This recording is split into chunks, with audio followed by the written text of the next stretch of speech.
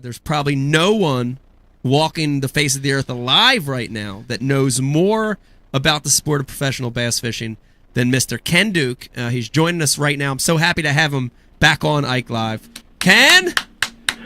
Hey, thank you for calling Bass Pro Bankruptcy and Divorce Services.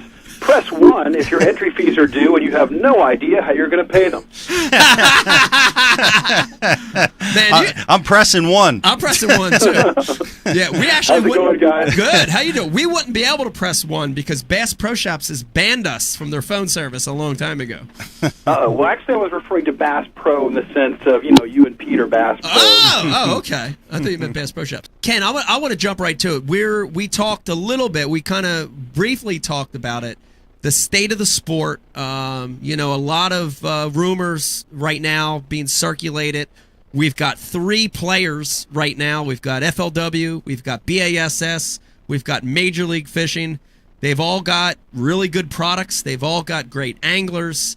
Let me just start with the simple question. I asked Pete, I asked Brian, I asked Eric. I want to ask you, what's your opinion of the state of the sport? Are we better now than we were 5 or 10 or 15 years ago, or are we worse off right now? I think in a lot of ways we're better off. I think the economy has made us better off, Mike, than we were 5, 10 years ago. Yeah. But let me give you something that I know Pete and I have talked about in the past.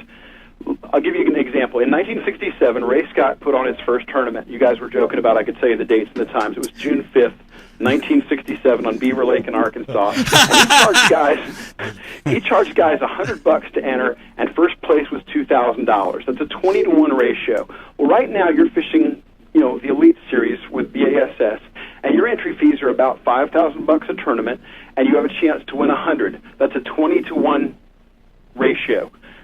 The ratios that you guys pay out for entry fees in 1967, 51 years ago, and the fees paid now are the same. The sport hasn't moved forward even an inch in that way. Wow. And if you want to make it even worse, you could say that, 30 years ago, a guy who caught big fish for the tournament would win a boat and a motor and a trailer. Remember that? I do remember that. And today, you guys have to take up a collection at registration to get paid. And we did. And I don't know if you knew that, Pete. Kevin Van Dam actually started it. And I think the pot at Thousand Islands ended up being like $3,000 just by the anglers passing us a darn hat around. No kidding. Isn't that crazy? There's no payout for lumber? No. Wow. Well, don't they have the Phoenix Big Bass Award? I think they for the year? Well, for I fish the Bass Opens now. They had the Phoenix Big Bass Award, which was $1,500 for the biggest fish of the Derby. Right. But I can't believe you Ken, guys are passing the hat. What has caused this? Why hasn't the payout? Why hasn't the anglers' exposure? Why hasn't sponsor relation? Why haven't those things advanced over the years? Why have they stayed stagnant or decreased? I think because the sport hasn't grown. It's really easy to say the sport has grown because you see a few more boats on the water, but that's kind of anecdotal evidence, Mike. Those aren't real numbers. License sales this past year are up for the first time in over 20 years. Wow. And if you want to look at the peak of the sport in a lot of ways, financially at least, I would point to the late 80s. In the late 80s, there were 57,000 bass boats being sold each year. Do you know how many, fully rigged bass boats were sold last year? No. Maybe 8,000. And that's way up. That's way up. For the past few years. So the sport's not getting bigger in a meaningful sense. Yeah. And I would say, this is a phrase I use about our sport a lot, and I wish I didn't have to. I call it the big lie. We talk about how many people bass fish, but when you really get right down to it, how many people do you know who bass fish, out of a $60,000 or $75,000 boat, and they've got $1,000 rod and reel combos, and they've got $20,000 worth of electronics on their boat? It's really a relatively small number. Yeah. And that's why we've only got a handful of boats being sold each year. If you talk about the really nicest bass boats, the ones that are fully decked out, the Bass Cats, the Rangers, the Tritons, and so forth, the 20-plus foot boats with the 200-plus horse engines, we're talking about maybe 4,000 of those being sold in a year. And if you figured that there are about 200 guys fishing between Major League Fishing BASS Elite Series and the FLW Tour, that means 1 in 20 of those boats is basically already in the Elite Series or the FLW Tour. Right. Yeah, that's shocking. Start thinking about it in terms of those ratios, the sport's kind of it's not as healthy or as big as we'd like to think it is. Let's look into let's have fun. Let's talk about what could happen. MLF starts this new tournament trail. They pull 70 anglers from Bass. They pull the top guys from FLW. What happens to the Bassmasters and the FLW organization if that actually gets pulled off? Obviously, it's going to be a major hit to BASS because in the last 7 or 8 years, I think BASS has kind of put all of their eggs in the tournament basket. They don't really focus on anything anymore except tournaments, whether they be Elite Series and the Bassmaster Classic, or you're talking high school and college. They're all tournaments all the time these days. I think there is so much opportunity for any outlet, whether we're talking FLW, whether we're talking Bass, to kind of get back to the roots that have, in many cases, been abandoned. Let's stop teaching an entire world that you have to have a $75,000 bass boat to catch one of these fish. Let's stop telling people that you have to have a $1,000 rod and reel combo just to play the game. So there's plenty of room there for people to get it. And one of the things that I think people are forgetting when they talk about what Major League Fishing might do here and how devastating this could be to the Bassmaster Elite Series, Bass will still have their outlets. You know, Bass is still going to have the Bassmasters television show, which is going to be on ESPN or whatever. Bass is still going to have Bassmaster Magazine. They'll still have Bass Times, and they'll still have Bassmaster.com, and those are powerful media outlets. FLW will still have its outlets, which I think are, in terms of the quality of what they put out there, is as good as anything anybody does. What Major League Fishing is going to do is it's going to have the stars, and that's obviously a big, big deal. But one thing that hasn't happened in our sport is Major League Fishing hasn't created a star. And if they don't have the ability to create a star, they're going to have to find a way to do that. Otherwise, they're always going to be dependent upon FLW and BASS to create a farm system for them. Right. And right now, Major League Fishing, I don't think, has what I would call a web presence, a print presence, or anything like that puts them on the same level as Bass or FLW. If they can pull this off, if they can create this tournament circuit that has all of the superstars, that all of the people that everybody's interested in, I think what they're going to have to do is still find ways to show who's the very best, why they're the very best, and they're going to have to bring these people into everybody's home and show that they are stars. Right. And that's different than giving everybody a little piece of the exposure pie. It's very different.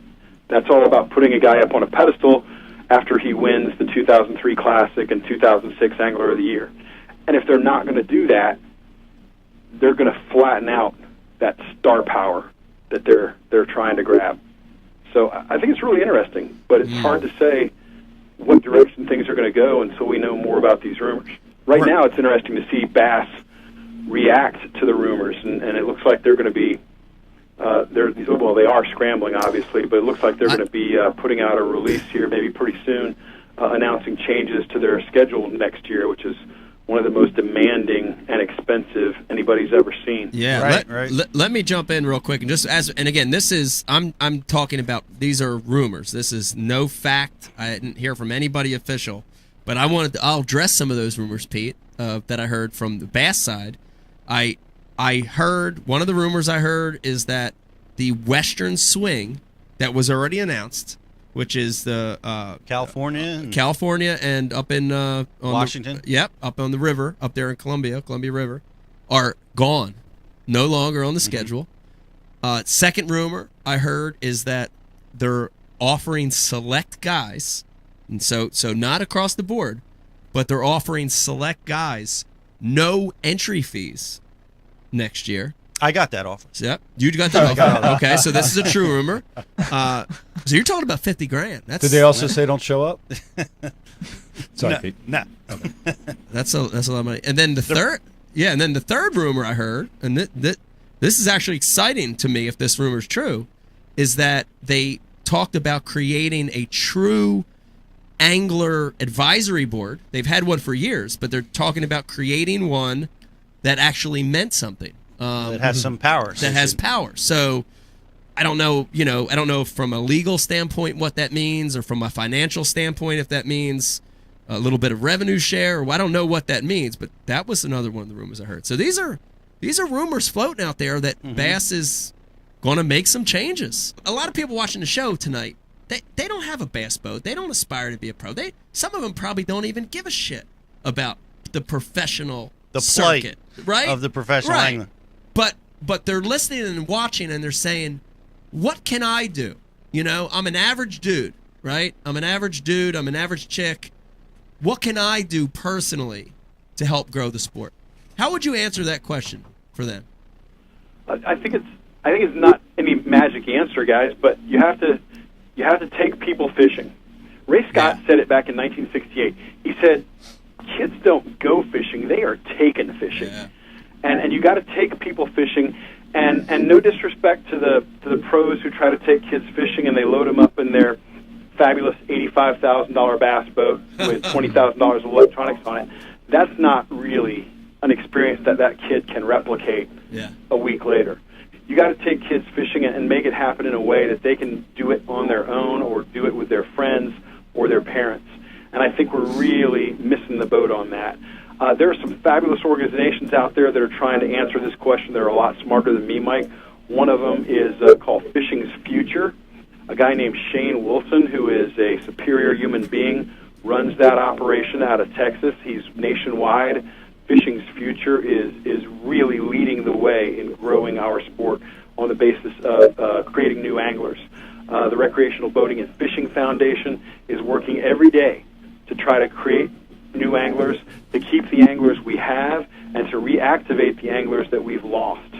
And you can go to the websites for these entities, and you can find out more there. So for anybody out there who truly wants to help grow the sport, there are a lot of people already working at it. There's no need to try to reinvent the wheel. Take some tips from these folks and make some stuff happen.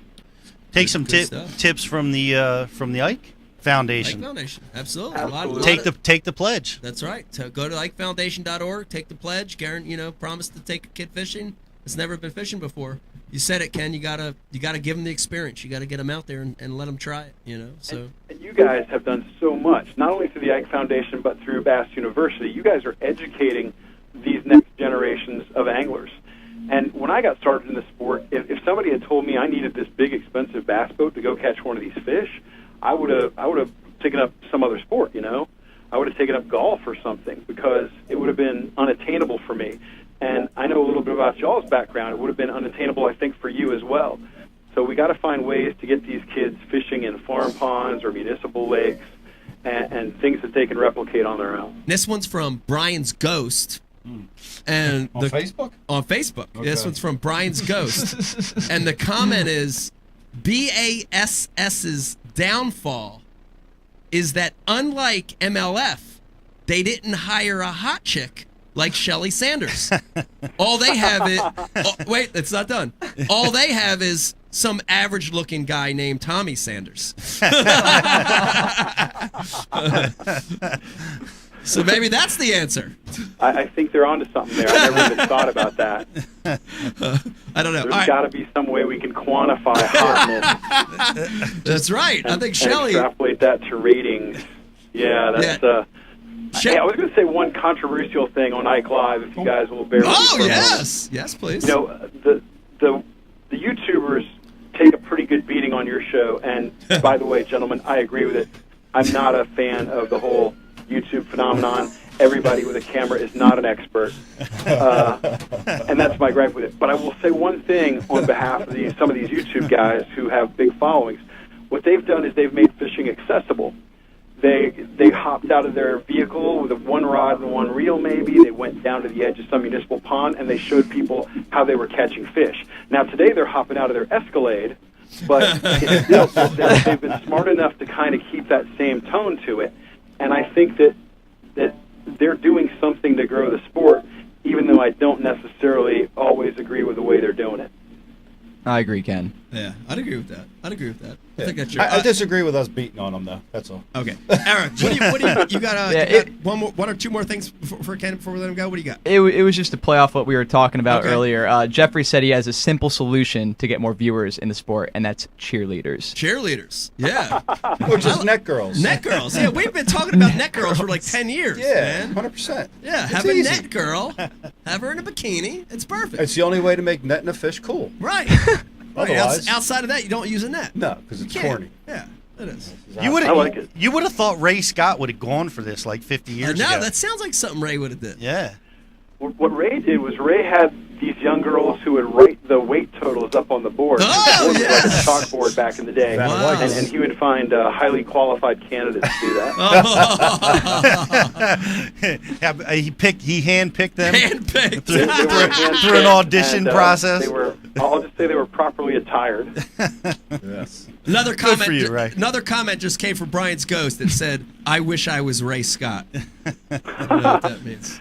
Yes. I'll even wear the Ray stupid is the hat. man. Ray is the man. Ray is the